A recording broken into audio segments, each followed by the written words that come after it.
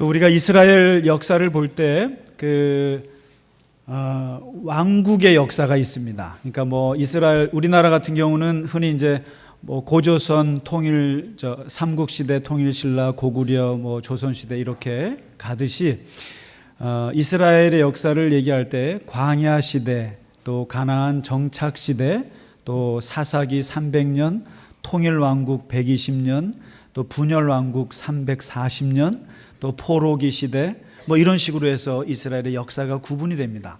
근데 그 중에 아주 복잡하고 혼란스러웠던 때가 남북 분열의 역사가 있습니다. 만일에 우리나라 역사를 지금 얘기하라 그러면 지금이 우리가 바로 남북 분열의 역사죠. 우리가 지금 한 70년 됐습니다만 340년 동안 이제 남북이 갈라졌어요. 갈라져가지고 어떨 때로는 서로 싸우고 또 좋아할 때도 있었고 뭐 하여튼 복잡하게 해왔는데 그 남쪽의 두 지파를 유다라고 그러고 북쪽을 이스라엘이라고 해서 10지파가 갈라졌습니다. 근데 이제 남쪽은 예루살렘을 중심으로 해서 나라는 작지만 아주 다윗이 다스리던 곳이고 솔로몬이 다스렸다고 그래서 정통성이 있었어요.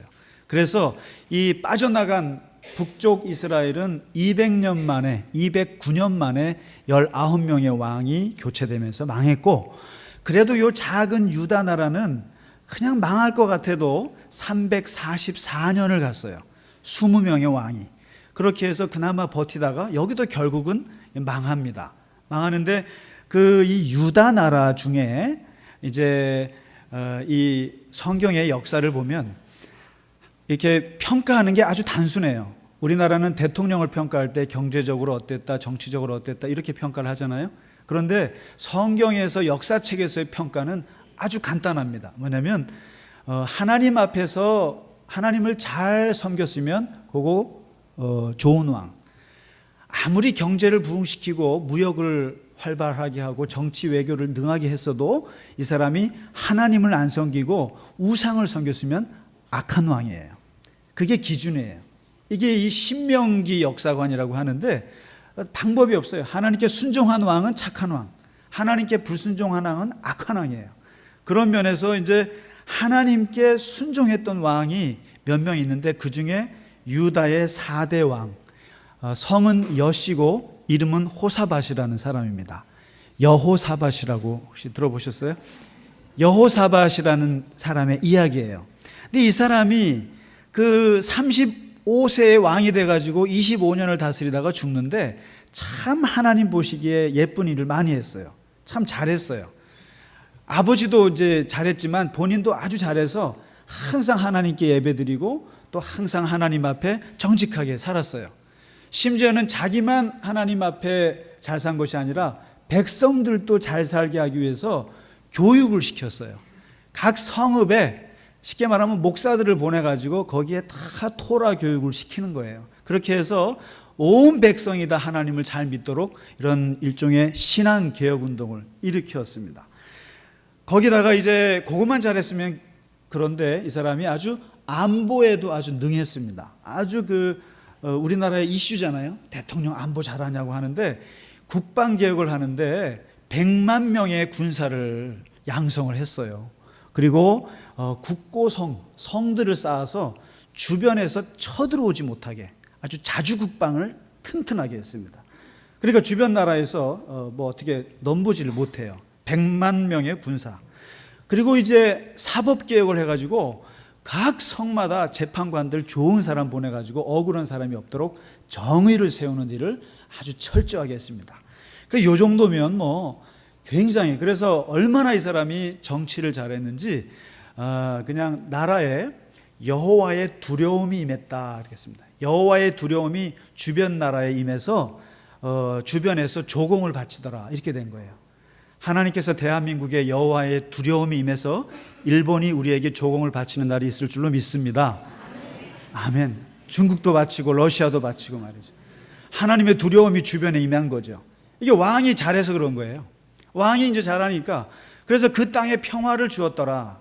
그리고 이제 동시에 이 사람에게는, 왕에게는 부귀와 재물을, 아주 그냥 명성을 떨치게 된 거죠. 그런데 모든 사람이 다 잘하는 일이 있으면 어두운 면이 있듯이 이 여호사밧이 치명적인 실수를 하나 했어요. 그게 바로 뭐냐면 북쪽 이스라엘 왕이랑 너무 친하게 논 거예요. 그게 뭐냐면 남북 관계가 말이죠, 똑같아요. 우리나라랑 경쟁 시대가 있었고 교류 시대가 있었고 단절 시대가 있었어요. 근데 우리나라도 똑같잖아요. 경쟁할 때가 있고 그다음에 또 만나볼 때도 있고 또 단절된 데도 있고 똑같은데 이스라엘도 그랬습니다. 그런데 이 여호사밧은 교류 시대를 한 거예요. 근데 교류를 하긴 했는데 누구랑 했냐면은 성경에서 가장 악한 왕 랭킹 1위가 누군지 아세요 혹시? 북이스라엘의 아합이라는 사람이에요. 근데 이 사람은 결혼도 잘못해가지고 부인이 또 이방 우상들을 엄청 많이 들여와서 나라를 완전히 이방 우상으로 가득 차게 한 사람이 아합 왕이고 부인이랑, 그래서 그 사람을 대항해서 싸웠던 사람이 그 유명한 엘리야예요. 그래서 그 엘리야가 바알 선지자 800명이랑 싸운 거 아시죠? 그만큼 아합 왕이 악한 왕인데 하나님 보시기에. 근데 그 왕이랑 자기 자식들 결혼을 시킨 거죠. 자기 아들하고 아합의 딸이랑 결혼을 시켜요. 이게 나중에 엄청난 올무가 되고요. 심지어는 또 둘이서 연합해서 같이 전쟁터까지 나갔어요. 예언자들이 나가지 말라 그랬는데도 굳이 나가서 쉽게 말하면 남북한이 같이 해서 중국을 정벌 한 거죠. 일종의 이런 식의 한 거죠. 근데 그때 아합 왕이 아주 개죽음을 당합니다. 죽게 되고 여호사밧도 거기서 아주 죽을 뻔했는데 하나님이 그나마 얘는 좀 예쁜 일을 했으니까 살려뒀어요. 그래서 겨우 살아왔는데 돌아오자마자 선지자 예후라는 사람이 한마디 합니다. 당신은 하나님이 악하게 보는 사람이랑 하나님이 악하게 생각하는 사람이랑 같이 친교를 나누고 같이 교제를 하고 사귀는 것이 옳다고 생각합니까? 사람을 사귀어도 가려서 가리셔야지 어떻게 아합이랑 사귀어서 그 사람이랑 전쟁터를 같이 나갑니까?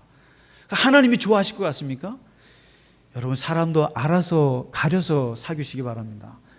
근데 이게 아합이랑 그 얘기를 듣습니다. 그러니까 하나님의 진노가 분명히 있을 것이다. 그 예언을 하고 떠나요.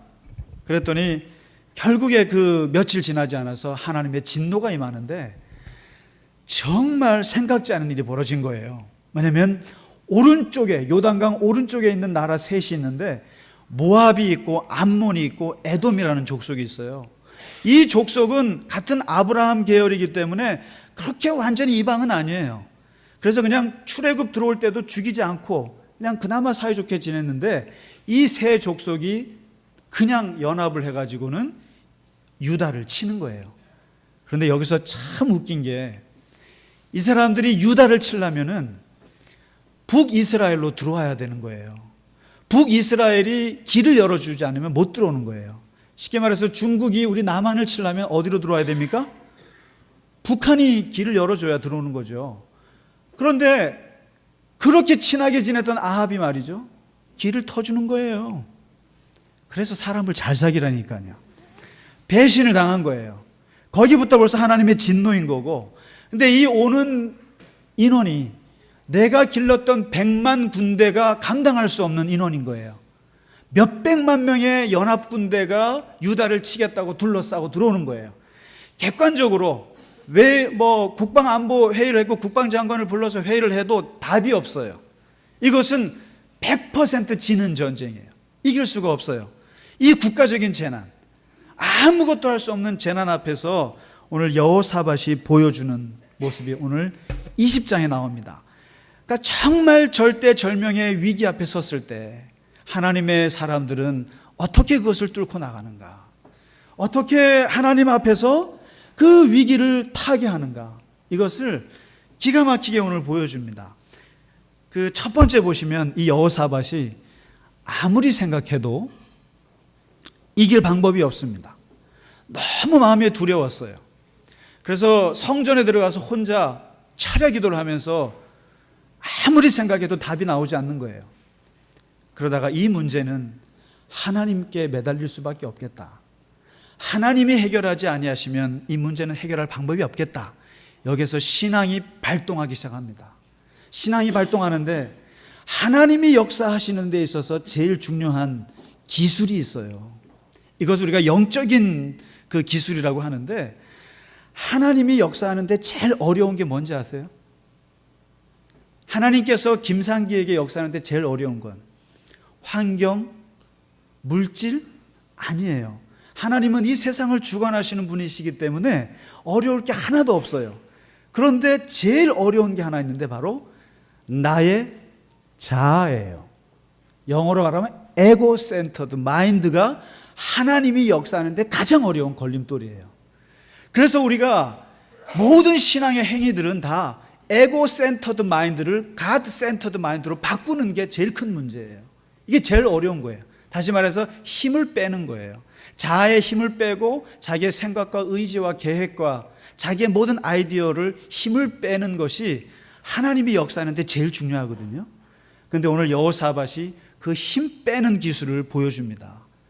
어떻게 힘을 빼냐면, 첫째, 금식을 선포해요. 나만 금식할 수 없고 온 백성이 금식을 해라. 웬 금식이냐? 금식이라고 하는 말은 자기의 영혼을 괴롭히는 거예요. 자기의 영혼을 괴롭히고요. 여러분, 금식이요, 밥만 굶는 건 아닙니다. 인터넷도 끊는 게 금식이고요, TV도 끊는 것이 금식이고, 책도 안 보는 게 금식이에요. 인간관계도 잠시 끊는 게 금식이에요. 그래서 자기가 할 수 있는 좋아하는 것들을 다 끊어서 자기를 괴롭히는 게 금식이에요.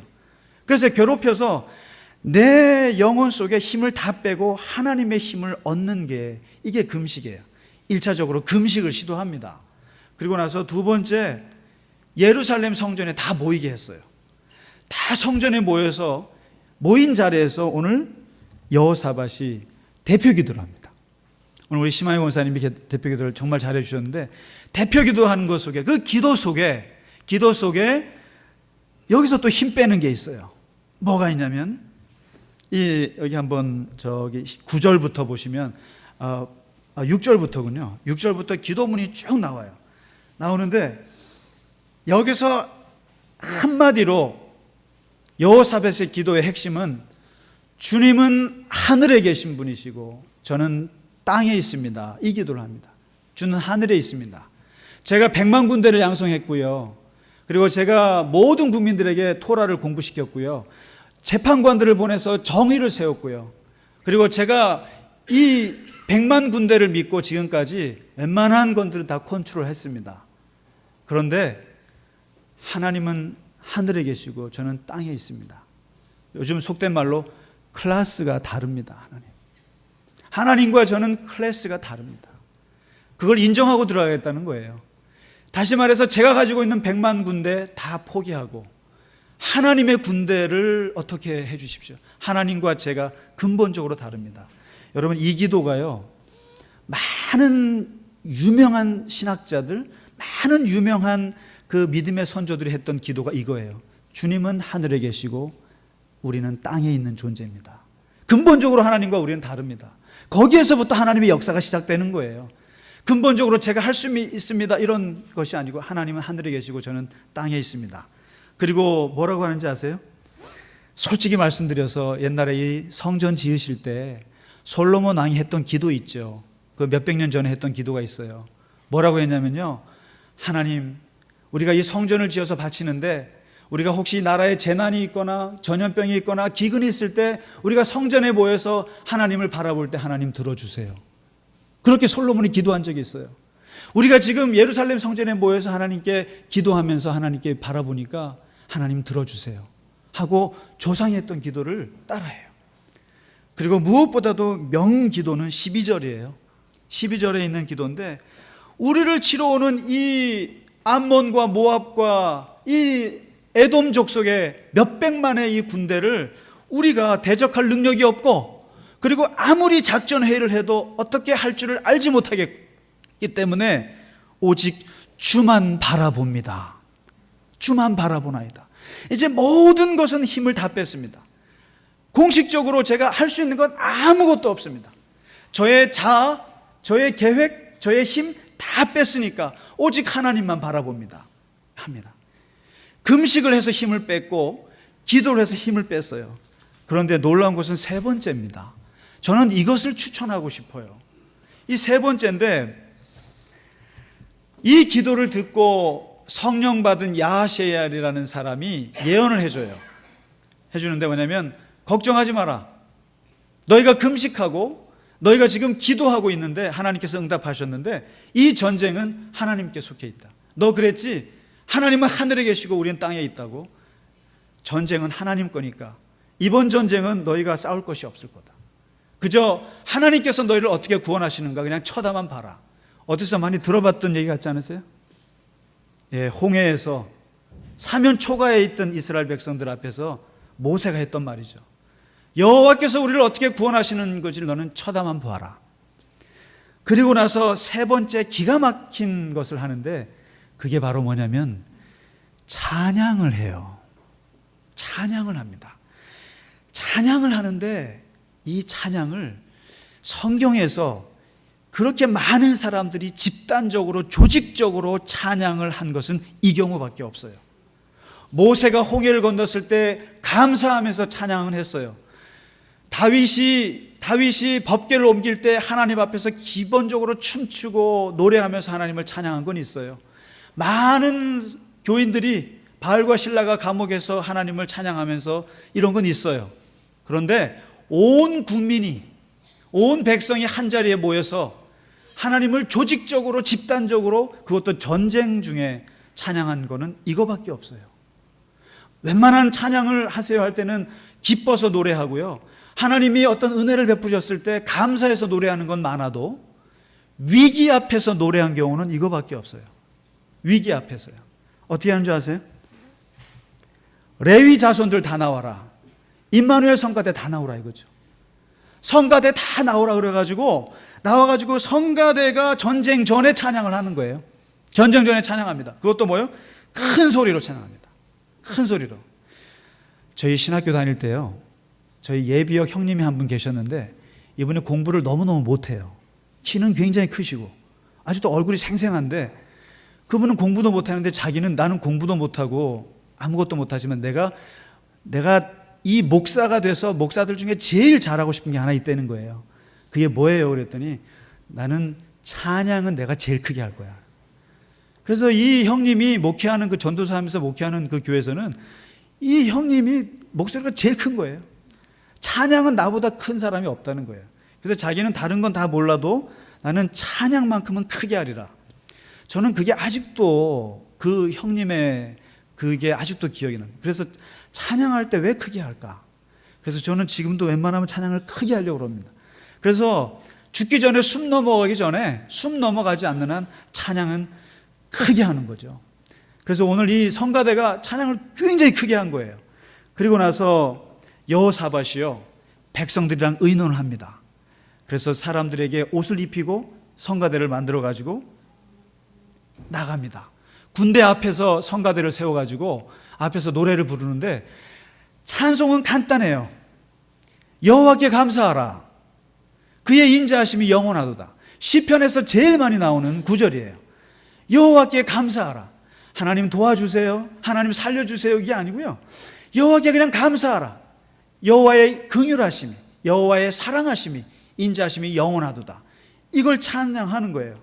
그런데 오늘 22절에 보시면 바로 그 노래와 그 찬송이, 하나님은 영원하시다, 그 노래가 시작될 때, 그 찬송이 입에서 떠나갈 때부터, 그때부터 여호와께서 복병을 두어서, 다른 성경책 보면 여호와께서 기묘하게 역사하셔서, 신기하게 역사하셔서 자기들끼리 칼질을 하는 일이 벌어지는 거예요. 자중질환이 일어나서 전쟁에서 자기들끼리 싸우는 거죠.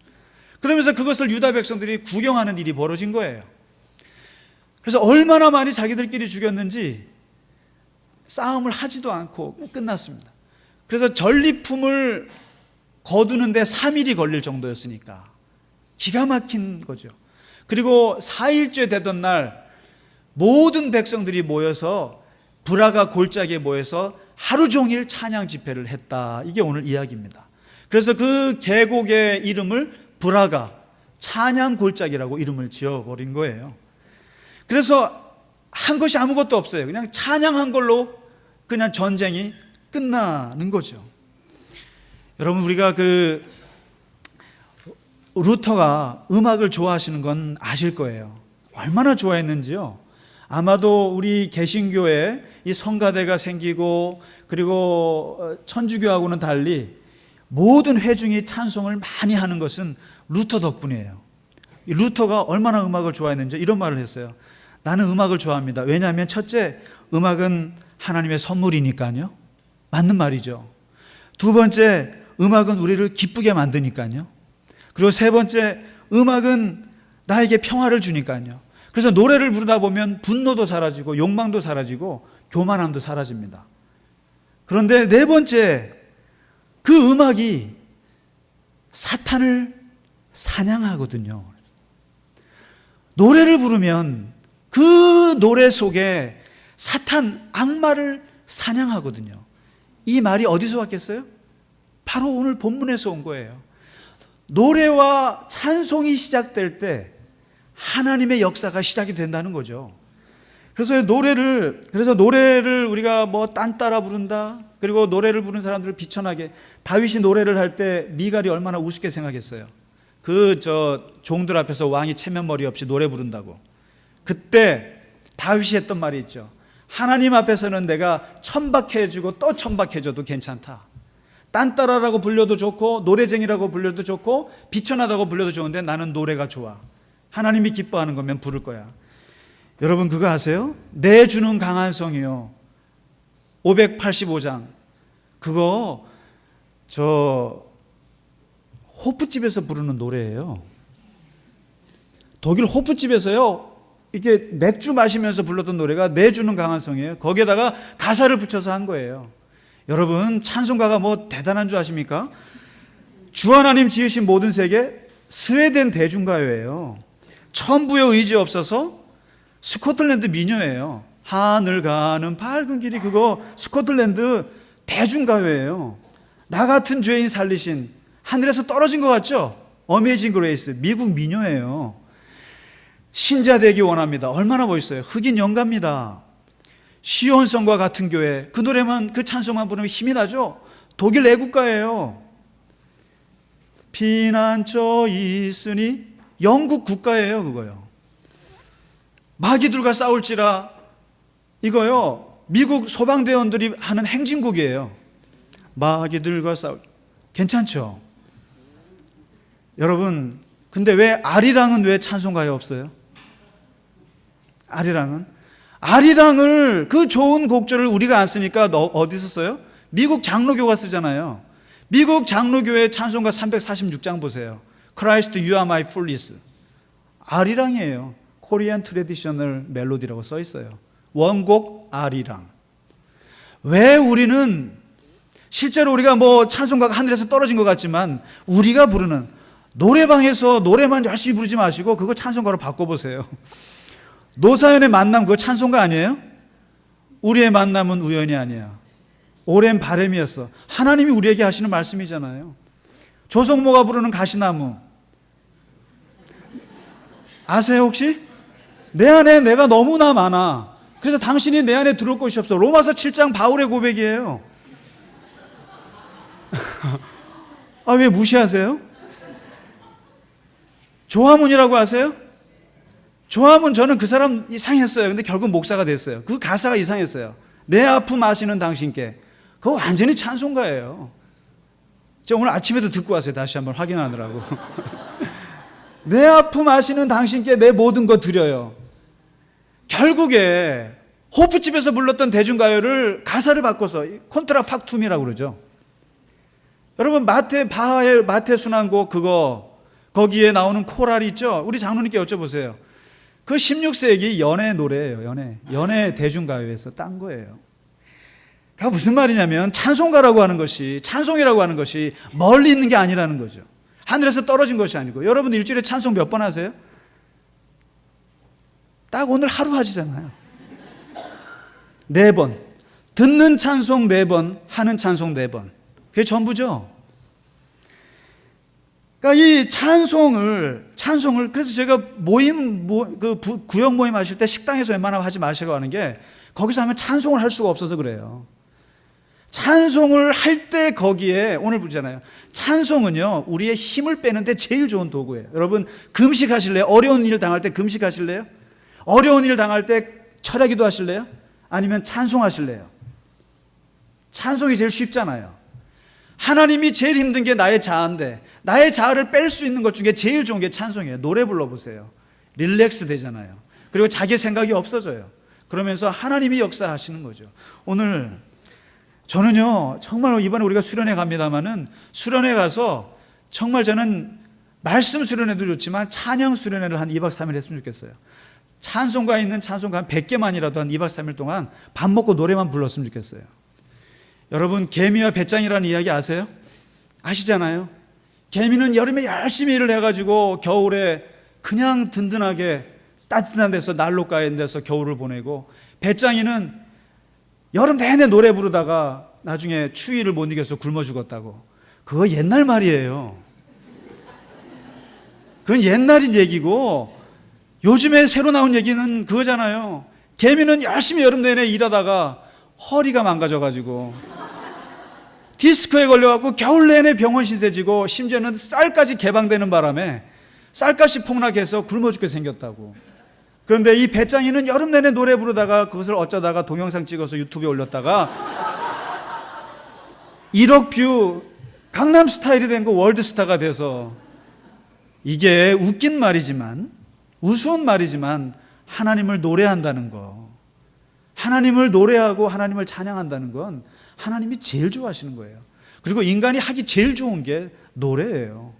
여러분, 숨 넘어가기 전까지는 여러분 크게 찬송하시기 바랍니다. 그래서 오늘 우리 임 목사님 불쌍하지 않으세요? 솔직히 너무 미안했어요. 찬송 인도하시다 가서 옷 갈아입고 나오시는데 안 되겠어요. 여러분, 준비 찬송이란 건 없어요. 예배 중에 준비 찬송 따로 있고 그 다음에 예배 찬송 따로 있는 게 아니에요. 찬송이 곧 예배예요. 말씀을 들으러 오시는 게 아니라 찬송하고 하나님께 나아오러 오는 거예요. 그래서 다음 주부터는요, 이제 임 목사님이 딱 서서 할 때부터 예배로 시작하겠습니다. 그래서 이제 이거 3부 예배는 이거 벗고요, 그냥 임 목사님이 예배 시작하겠습니다 하고 바로 찬송하고, 3부 예배만큼은 그냥 이제 우리가 좀 사도신경이나 교동문 과감히 생략하고 찬송만 한 15분 집중해서 하고 바로 말씀 듣는 걸로 그렇게 가겠습니다. 괜찮죠?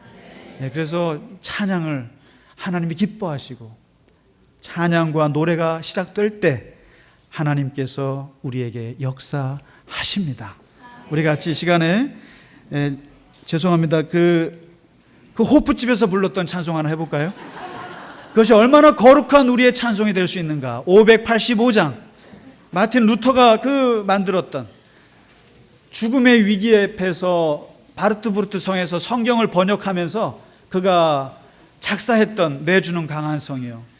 이 찬송 같이 부르고 봉헌하고 예배를 마치겠습니다.